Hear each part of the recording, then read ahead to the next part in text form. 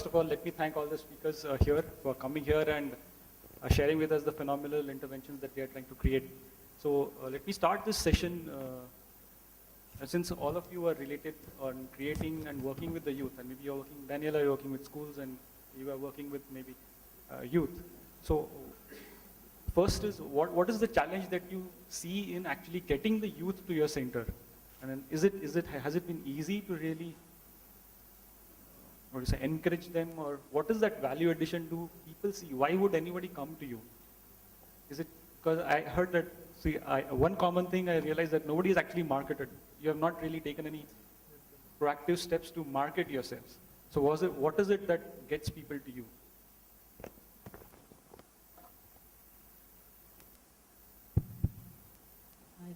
In our case, our youth mentors go out and we do about 300 to 400 what we call outreach sessions in communities, in neighborhoods, in colleges, in hospitals.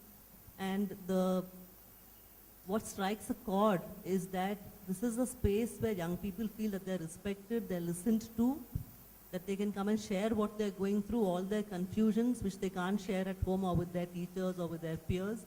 And it is something that makes sense to them. It's not about, promising them a job or promising them that you'll pass your exam or whatever. At the first level, it's basically an emotional connect and the emotional needs that young people definitely have. To be young in India today is not easy. It's extremely confusing.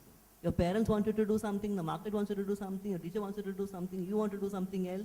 And when someone comes across and says that, listen, I understand what you're going through, come tomorrow, people start coming.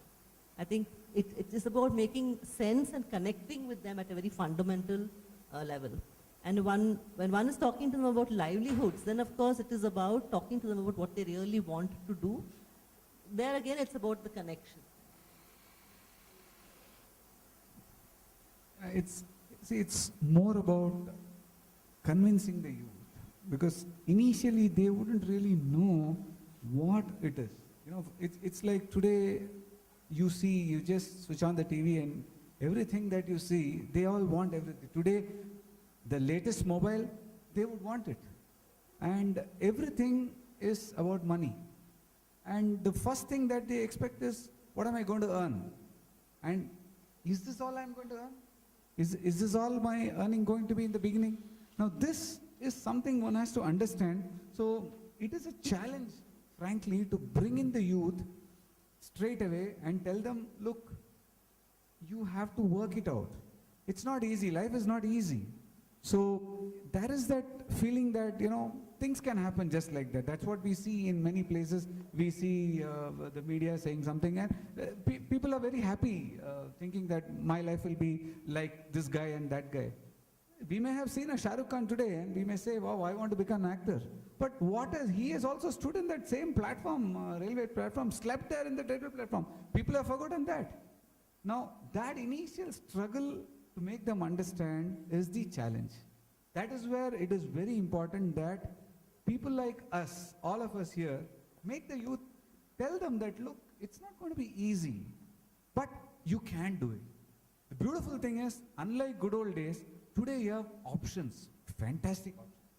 But it's just that someone has to tell them that this is there for you, you put your effort, you will succeed. Now, that requires help from all of us. People like us who have got us, at least put us in such a situation where we are in a position to tell 4 people that, look, do this, but take that extra initiative, and I'm sure the youth can be helped. But till then, it is a challenge to bring them to this. That is our job. And if that doesn't happen, no point in blaming them. We have to be blamed. So the same question to you, Daniela. What has been your challenge as far as, because I think you are working first with schools and not directly with students, right? So how has your responsiveness from schools been to your offering and your vision? So you're touching one of the hardest challenges that we have, and I think anybody in the sector who goes directly to the schools has this problem, and that is the sales channel. How do you reach these people? And they say that there's a joke that the principal of a low-cost private school is harder to meet than a CEO of a big company. So essentially, what we learned how to go about this faster. So I'm already saying that was the challenge, to meet them. to meet them, to have them listen, and to have them understand what you're doing before saying no, or before saying, thank you, I'll talk to my treasurer. So what we've been doing is we looked at companies that already have the relationship with the school. So for example, you have the non-banking financial companies that are giving loans to these schools. They are already in the school, they have connected with them. So we took Vartana's help and other will in the future who are giving loans to the school. Of course, everybody wants money, so you get to build a good relationship with them. They give us the intro and we come as a service provider for their group school partners.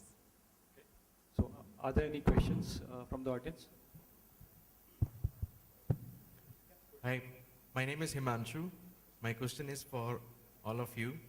I saw your presentations, great work, really commendable. What I understand is there was something missing in the youth. They're not having jobs, so you created a platform, you started running some courses so that they can have a better life. My question is actually to understand your mindset. What was going on in your mind when you started thinking that this is what I have to do? I'm just trying to understand, why you started this. Yeah, I think each one in this space will have their own reason. We can't generalize it. But then somewhere in our case, it was just that we have been connected to various ashrams, and I personally have a connection with Anand Ashram where our guru used to tell, what are you doing only for yourself? You have to do something, and this was drilled upon right from day one. And somehow in my case, my father also has been one person who at the age of 75, sorry, not 75, he's still 70, is now 80. He still gets up at 4 o'clock and works till 10 o'clock in an ashram and keeps working and saying, let me do this, let me do that. So somehow at least personally, when I look at myself, I would say it's just that when you see people around you working like this, and when you're being told, and when you see this and the transformation, the help that it can do to others, and moreover in my case, at least I run a business, even today it goes on, and it was just that God has been so kind to us, and if we cannot do something, then, who else will take it up? Someone so beautifully said they didn't have anything and they were talking of helping so many others. So beautiful. And when something is there with you and if you cannot give back, then what are you doing? So it's just, and then thankfully, because we were in a circle of business where we understood what the market needs, we could straight away apply that for the organization, and that helped us. That really gave us direction, because we knew that if we do this, this is what that market needs. This will help the market. So let us train the youth in this manner. So that way it sort of fell in place and things just moved on. And when things go like that, good people straight away keep joining us. Mr. Subramaniam, who is just sitting next to you, is a chartered accountant. He has been sitting in Dubai for so many years. One fine day he said, if he was probably sitting there, he would have, I don't know, been probably heading so many big companies. He just said, okay, let me give back something to my country. And that's it. The entire accounting, the entire passage is being taken care of. Technology with you. You have everything right with you. And when the intent is good, we really believe that good people will straight away join you. And it will just keep moving. And it's a moment. For us at Unnati, it's a moment. Tomorrow, for us, the beautiful thing is to become a trustee in our organization. There's no money involved. Nobody needs to pay anything. All that we say is, how much time are you willing to give us? To join us, it's very simple. We just tell you, come and be part of us. First 2 years, we see how many hours that you can put in. If you're able to give in that much time, you're part of Unnati. It's as simple as that. So it's just that when that first thought comes and when the whole program goes on, automatically you will find good people joining and it keeps moving. That's the only thing. It's a very difficult question to answer in terms of what actually motivates not just me, but all the 25 people who work with me to get up in the morning and come to work every day with so much of enthusiasm. I think, like you said, it's for each person to answer. For me, what I can say is that this is not just something that started 15 or 20 or now 26th year I'm in, but it's something I ask myself every day. Why am I still doing this? In fact, there were years when there was no money to run the organization, when I had to almost tell people, I think we'll have to close, or I have to ask people to leave, and it was to break my heart to ask very dedicated people to say, sorry, I can't run this anymore. It was my worst nightmare. I've come very close to that, and my own father calling me and telling me, enough, go get a job in the UN, you can earn 25 times what you're earning. What are you doing? You know? So there's always this pressure, but I think what keeps me and has kept me going is that there is something that one gets out of it. One might have started out of indignation or wanting to serve or altruism or anger or a very creative anger, but there's also a lot of happiness. I mean, to me, to having created all these 19 different workshops, beautiful workshops which are working, 12 different courses, the curriculums are beautiful. They've done with so much of creativity and adrenaline high that comes. It's not as though we get different highs from somebody else. So there are some very common highs, and the high of creating, the high of meeting a challenge, the high of getting the money, getting the right person, like you said, when the person walks in and says, ma'am, I've got my job, I'm now a sub-editor in TV9, look at my salary slip, I've got a new shoe. I mean, all these things are the ones that keep you. Or the fact that now today we have these, next week we have a wedding of 2 young people who are getting married in our office because their parents have totally objected to their intercaste marriage. Can we have the wedding in Samvada? Yes, we will all have it, we will all contribute. See, they are taking your energy and they are going and running and doing something else with their life. So I think it's about what energy started, but also the energy that one gets every day from doing something with young people. And I feel that with young people, it's really an investment in the future. It's not about, you can see the immediate outcome in terms of the impact on that one individual.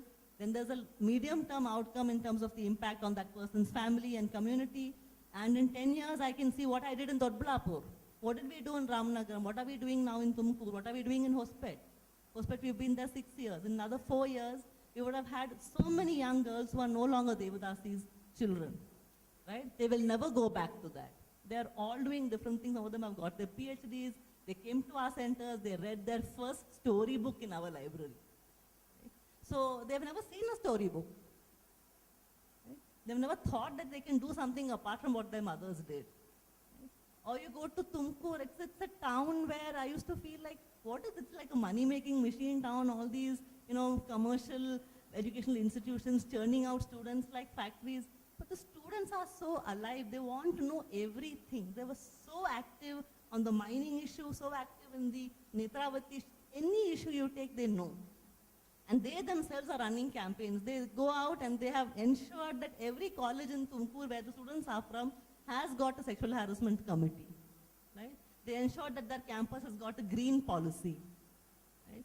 They will not allow any nonsense to happen, any pollution to happen. So they have become warriors who advocate for gender justice, who fight against pollution, who fight against untouchability. Some man dies in some manhole. The students are no longer saying it's not my problem. Right? They're there out on the street. They're saying that we don't want this to happen in our town. We want some alternative. Why can we only send people to the moon? We can also manage how to clean a manhole. Right? So the energy is something that comes every day. And I think working with young people is the best way to remain young.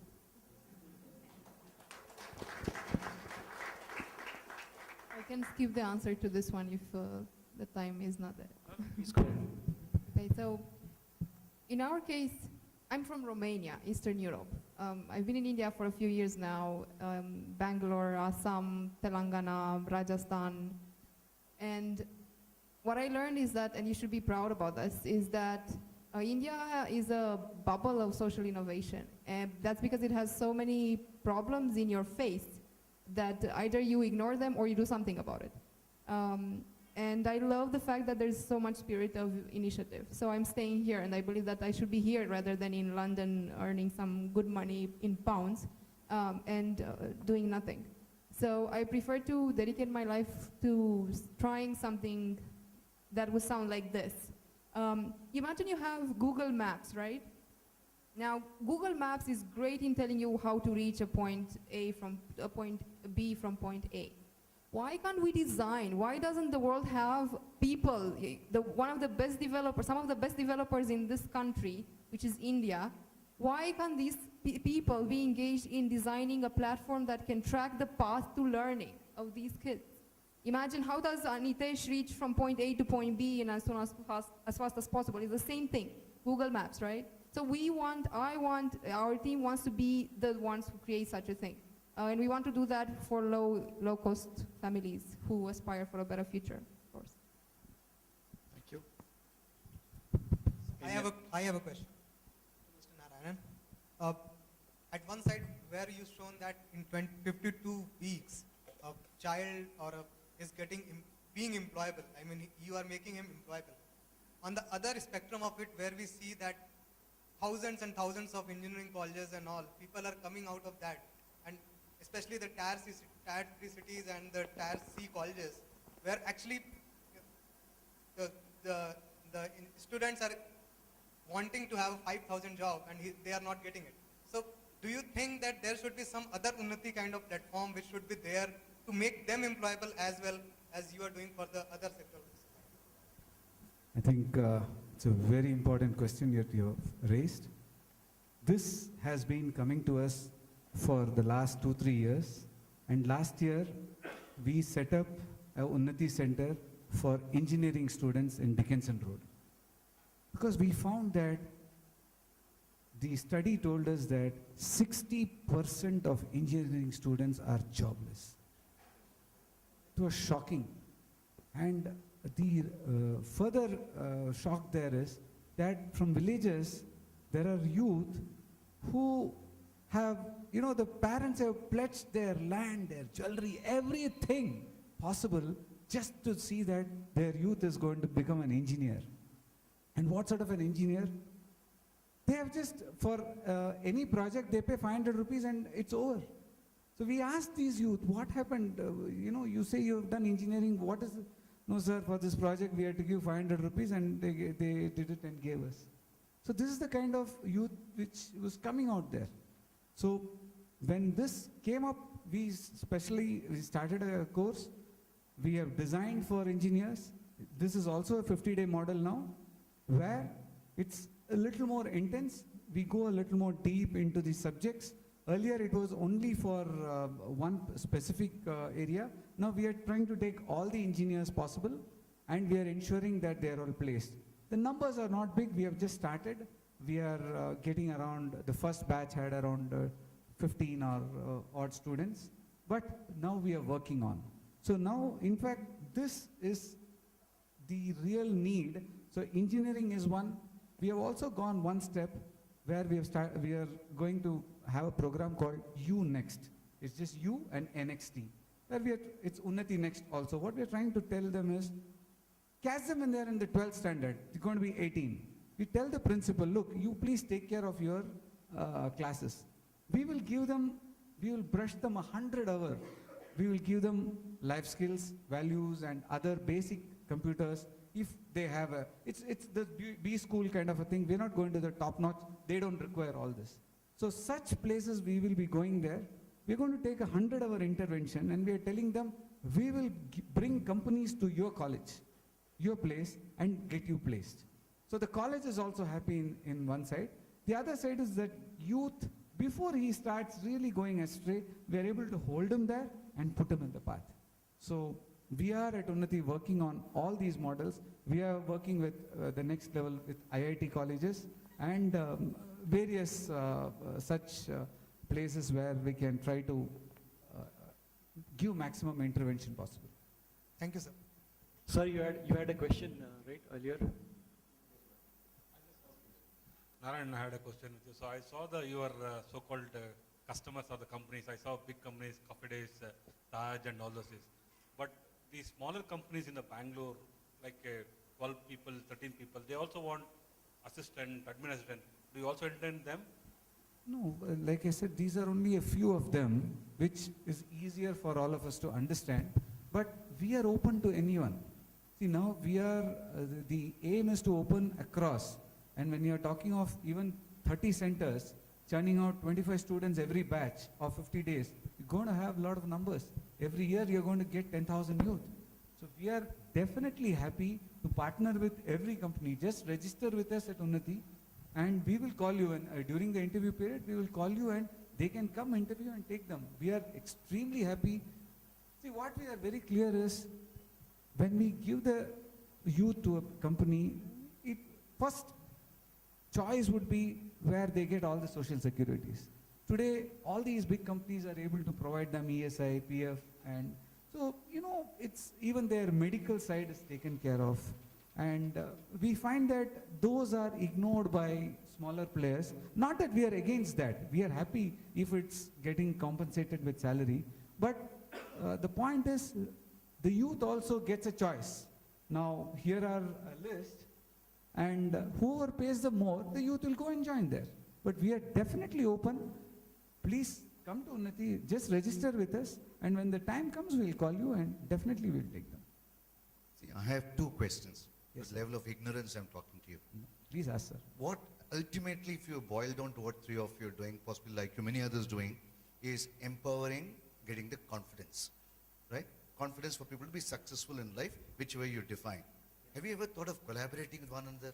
What is holding collaboration between one entity and second entity to give a collective power than to individual entities? This is exactly what we at Unnati wanted to do. This program of Unnati, which, like I mentioned, Between Unnati, say Anita's organization, her organization, if all of you were to collaborate, because empowering the youth in a different way, Yeah. you're empowering youth in a different way, the multiple such efforts are going on, confusing. Either way you can collaborate, the end goal is this, multiple units are delivering the end goals in multiple different ways. Are we not creating a collective capacity? now it's again, it's not about not collaborating. We are definitely, the very idea of coming here is, I'm trying to see with whom all we can collaborate. That's the very reason I've come here today. I'm not going to leave her, I'm not going to leave her. We're going to talk and then say, how can we do, what next? Now, that is the very purpose of coming here. I'm sure she is also going to ask me 101 questions, so that is where we are waiting for. The idea is to learn and try to make it as simple as possible. But what happens is, every program, each one has a methodology. Now it becomes confusing that either I do this or I do this. The end result may be the same. Now, you may like a chola bhatura, another person may want a pure chapati. Fair enough. Both of us want to fill our stomach. But just because you like bhatura, I can't force him to take that only. Because he says, Arey Baba, I like that only. And I'm happy my stomach is filled. So ultimately, if all of us are working towards something, empowering the youth, because it's not the same youth we are talking of. This country is so wide, any number of NGOs is not enough. So each one does something, we take the learnings from everybody. What I strongly believe, at Unnati also we strongly believe is, take the learning from every individual. When I come here, I will have some take home. And that, put it in practice. If the others find the same thing with our organization, what can be taken, definitely we will be able to work on. That's the basic funda here. We want to empower youth. How it happens, we're not worried. Ultimately, they are happy. That's my thought. Okay, we can take only one last question. Quickly answer. 1 minute. I think each one of us, if I speak about Samvada works through a web of collaborations. If I want to run the farming course, I run the farming course. It's a 6-month course. The farmers come every month for 1 week. They learn, basically at the end of the day, they learn from other farmers. Whatever we may teach them, okay, it's through our contacts with other successful organic farmers who inspire them, other organizations who inspire them, that works. Similarly with the youth work course. Every course or every youth resource center that we are running is rich because of collaborations. There have been times when I have myself sent students to Unnati, right? And at the same time tomorrow, if he comes across somebody who's a farmer's son and says, listen, I have got 3.5 acres, I would love to do something with my land instead of working as a driver somewhere, what can I do? He should be happy to say, go to Samvada, they will help you to make your, farm thing. That is where instead of having forced collaboration, the point is to offer young people a wide menu of things so that young people get the benefits of all that. Our society is too complex to say that only Samvada or only Unnati or only we need many, many different kinds of interventions, right? we have to address a range of issues. So for us, like he said also, this learning and cooperating rather than of collaborating in a force fit is to me. There will be also moments when we would definitely need to collaborate. If I want to start a rainwater harvesting course again, or my ecotourism course, then I definitely am looking for placements, right? Ecotourism cannot be an enterprise course. It will be a placement with the big ecotourism industry. So how do we actually not reinvent the wheel is something that we all need to learn. Thank you. Okay, yeah. One last question, please. Hi all, my name is Varsha. First of all, really commendable what all of you are achieving. It really makes us feel like proud Indians. Now my question is for both Narayan and ma'am. I'd like to just know that these youth come from like really economically challenged backgrounds, and they're suddenly exposed to having money once they're placed. So do you all really follow up on how they're doing or faring in life, not really been used in wrong hands? The other related question is that some of the youth, you said like they drop out.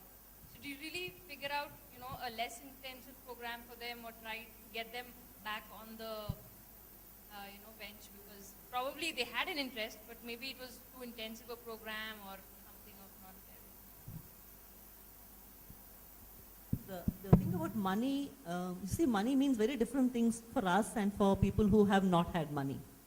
I remember my first rainwater course, those boys took advance and went and bought shoes instead of buying pipes, right? Because it's a long-term need. Now, I can sit here and say you should not buy the shoe, etc. But there is a very different logic that's working there. All one can do is, as part of the course, like he has a life skills component, we also have a life skills component in every one of our courses where we talk about time, money, values, security, saving, long-term, how to enjoy your money, how to save, how to be secure, how to have dignity.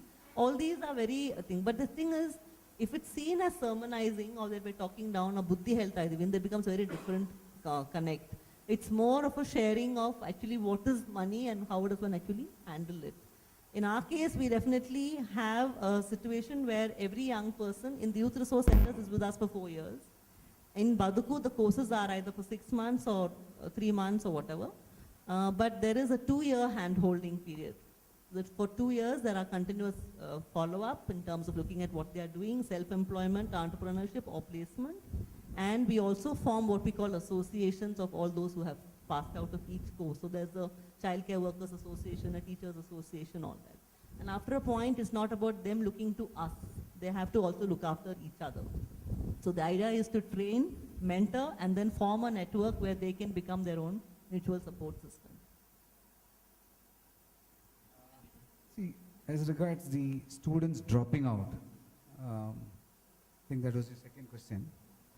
See, here we are very clear that if they are late for 3 days, or if they absent themselves for 3 days, they are out of unnati. You may ask me, this is very rude, very harsh. We are not against the youth. We are against the attitude of that youth. We tell the youth, look, you are late, fine. You are welcome to join us in the next batch. But you cannot take things light.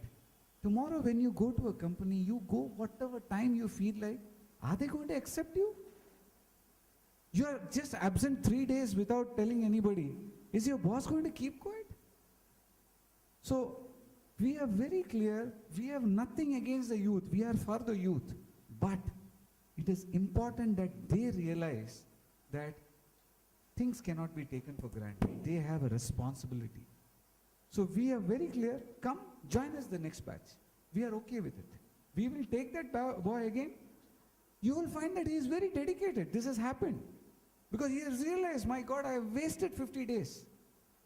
And he has already seen his earlier batch placed and they are having money in their hand. So what really happens is he becomes more dedicated. Now, the next question, the first question was about what happens to the money. Now here again, this is what we try to do during the course. This again comes during the soft skills training, and also we have some specialists coming and talking to them about managing money. Because, okay, they're not going to get big money in hand, but whatever it is important. And I must say, many of them, at least, um, who have come back to Unnati, it's been a beautiful experience for us. I must share one small experience which every time I start talking, it just gives me a goosebump. This boy, I was just talking to, in the basement, I was there with my accounts team. One boy walks in, smart looking boy. I didn't realize him. He said, "Sir, you recognize me?" I said, "Sir, I'm the 5th batch student." I said, "Oh wow, sorry, I see so many, but okay, good. What are you doing?" "Sir, I'm now well placed and I'm happy." "So what are you doing? You're spending all your money now?" "No, sir, I'm not spending all the money." "Then what do you do?" "Sir, I keep 2,000 for myself and the balance I send it to my house." I was quite happy.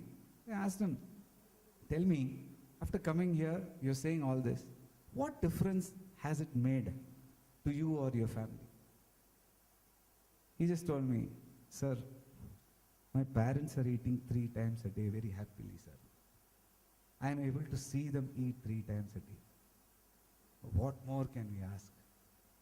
You ask what keeps you going in a place like this segment. Every such incident, every day you can see such things from the youth. That joy, that happiness, that will drive you to do more and more and more and more. That is what really happens. And that is what really some of the boys who have done. I just wanted to share that, Sunny. So thank you all. I think we'll wind up the discussion here. And I thank all Vichok and Unnati and Samvada for you to come here and share experiences. We wish you all the best for your future endeavors. I must, on behalf of all of us, I must share, you've all called us and given us that time, and thank you all for patiently listening to us.